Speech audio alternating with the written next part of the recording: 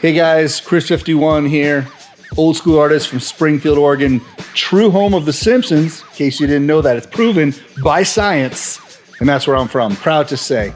I've been tattooing for almost 20 years now, out of Oregon, and part of the Intenze family for quite a while, and I couldn't be happier to be here with you right now. I got started in tattooing out of necessity, really. I owned an independent music store, and once Napster hit and all the downloading started and the whole internet thing, it kind of screwed us independent music store guys. So it was time to make a call, and I decided, well, you know what? I'm a pretty good artist. Maybe I'll tattoo inside my music store. That'll attract some attention and stuff. And yeah, I couldn't find anyone to teach me how to tattoo. That was old school days, and people just didn't do it back then. So I decided to beg and plead at all the local shops around town until someone finally taught me. And as soon as I did that first line of that first tattoo, I knew that that was my life. I have my own set with Intenze, the very handsome Chris51 Geek Ink tattoo set.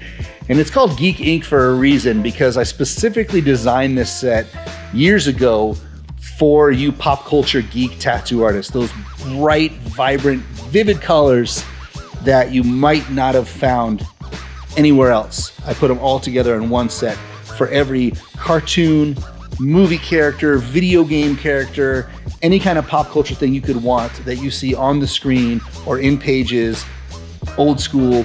It's all right there. It's all there for you in one package. If you are doing a cartoon and this set isn't enough for you, then you're doing something wrong. Oh, I love this Velma's orange. Okay, Velma's orange, I literally took a screenshot of Velma from Scooby-Doo and tried for months to match that exact color of Velma's hot look. Because Velma's hot. We all know Velma's hot. She's one of those like secretly hot chicks. Doesn't try to be hot, but we know underneath it all, she's really hot. So I don't even know why I'm talking about that. But anyways. Oh, Cowabunga green. So for you Ninja Turtle lovers, this is the brightest green ever. All right. I personally was going after like a Michelangelo green, because we all know Mikey's the best turtle. All right, he's the party dude. This is the party ink right here. My favorite has got to be Springfield yellow. I mean, if you know me, if you've seen the image on here, you know that I'm a Simpsons freak. So I'm from Springfield, Oregon, so it seemed fitting, Springfield yellow. God, I just love all these colors. I can't just pick one. Are you crazy? Butterbeer. I'm not a huge Harry Potter fan, and at first actually I got Cloud City and Butterbeer, right? So check this out. Let's shake these up. So at first these were called Tom and Jerry, all right, the exact color of Tom and Jerry. But you know, I was doing a little marketing research and stuff, which means just asking my friends around the shop, and not all of them really knew, like, oh well, people aren't going to know what Tom is or what Jerry is unless they're an old ass like you. So I was like, all right. So I renamed this to Butterbeer after Harry Potter's delicious drink. Once I had it at Universal Studios, I was like, where has this been all my life? Butterbeer, holy crap. Amazing. Cloud City, we all know, all the Star Wars fans know that. Garbage Pail Skin, this, ooh, okay, this is probably my pride and joy. All right, my wife came up with this name. I was looking for a good name for cartoon flesh. There's a lot of flesh out there, and I always use Flesh Pot from Intenze. But I wanted something just with a little more kick. Actually, I put a little more yellow than brown into this. And I matched this. I started with, I think, Stewie from Family Guy. And then I went into Futurama. I went into Fry for Futurama. And I went into your standard, you know, Bob's Burgers and all that. I went into your standard cartoon characters, skin tones. And this seemed to, across the board, most evenly match all of those characters. So that's why we came up with this. And, you know, I wanted a pale skin. Most cartoon characters are pale skin, unless they're, you know, Simpsons color. And I was thinking of a clever name, and my wife came up with Garbage Pail Skin. So I was like, she's brilliant. She's way smarter than I am. Yeah, the Walking Red. I mean, it's basically a mix between like a cherry red and a bright red. It's like we needed something for Intenze that was right in the middle of the two. That's why I got that one. Sorry, I'm just going through all these, so y'all have to sit here and listen to this shit. Mystique. Ooh, those X-Men fan out there who know Mystique and know the Mystique costume. You know what I mean? Like, woo. Yeah. So Mystique, another one. I always loved Mario's light blue, and I always loved royal blue. But again, we needed something kind of right in the middle that still had a really bright hue to it. So that's why I came with the Mystique. So there you go. There's the basic rundown of the very sexy Chris 51 set, and kind of how I did what I did. If you get it inside this sexy booklet, you'll see that there's graphs, there's how I used colors in certain places, all kinds of stuff like that. How I got blends, how I got different tones, some tips and tricks and strategies, you know, so bunch of cool stuff, like a CD booklet. For you kids that don't know what CD booklets are anymore, when we were us old men, they used to have these things called CDs that you put in a player before there was iTunes and shit. So I kind of modeled that after a CD booklet. So, because, you know, we're old school, so that's how we roll. Yeah, that's the Chris 51 Geek Ink set in a nutshell. And please, if you have any questions anytime about any of the colors, just Instagram me, message me. I love talking about tattooing and ink and bright, geeky cartoon tattoos and stuff. Please message me anytime, and I'd love to help you out. If you're new in the game and you're just wanting to become a tattoo artist and you're just starting to learn, ask questions, man. It's not like it used to be. When I started, you didn't ask questions or you got like a finger chopped off. Like, it just wasn't like that back then. But nowadays, a lot of guys, like myself, like a lot of Intenze artists, we want to share what we've learned. We want the community to be the best it can be. So ask questions. We're right at your disposal. We're an Instagram message or a Facebook message away. Hit us up and ask how we got something so bright or so saturated or so smooth. You know, don't be afraid to ask. And you might, 8 out of 10 people might not message you back, but it's those 1 or 2 people that do message you, and they're gonna give you that advice that you're gonna need to take your game to the next level. My tattoos make me smile. I'm full of Saturday morning cartoons and food items, and that's pretty much it. And why? Because it makes me happy, man. It makes me wake up with a smile every day, you know? Makes my big fat belly not seem so fat when I see Simpsons all over it and Milhouse riding a bald eagle on my chest, you know? Makes me feel a little bit better about my fat ass. So do what you gotta do, man, but don't ever be afraid to express yourself, no matter how silly, with your tattoos. Talking about clients, there's different levels of difficulty when dealing with clients. I personally never really let it escalate to the point where I can't handle a client. If they're bugging me, if they're being unruly or just ridiculous, I just stop tattooing them. I don't have, it's not a patience thing, it's a pride thing. I want my work to be as best as it possibly can be. That's my advertisement. That's it. That's all I got is my work on your body. So if I don't think it's gonna be perfect because you're outrageous, you're moving around, you're crazy, then I'm just not gonna tattoo you. I'm just gonna politely ask you to go somewhere else. My favorite food would be chocolate chip cookies. Cakes, donuts, anything with a shitload of sugar and chocolate. That's what I'm all about. And it shows in this physique made by sprinkled donuts. I'm kind of different when it comes to being inspired by tattoo artists. I respect so many tattoo artists, and I know there's so many out there that just put me to shame, that could do way better than me.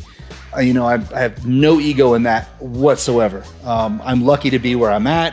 I'm lucky Intenze likes me, you know. I count my blessings every day, because there's some guys out there, I look at their work, I'm just like, oh, like what the, how is that even possible?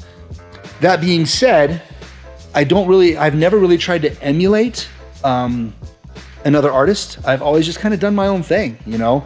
I've always just kind of wanted to do my cartoons the way I think they should look on the screen and replicate them as best I can, as true to the art form as I can.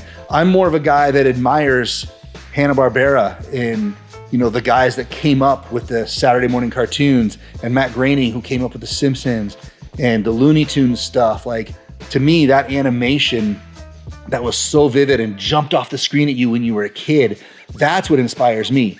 So I look back to the old schoolers that did all that animation and stuff. And then, you know, adversely, the guys that took that a step further, like Jermaine Rogers and Alan Forbes and Frank Kozik, these like screen printers that did all these pop culture rock and roll flyers and stuff like that.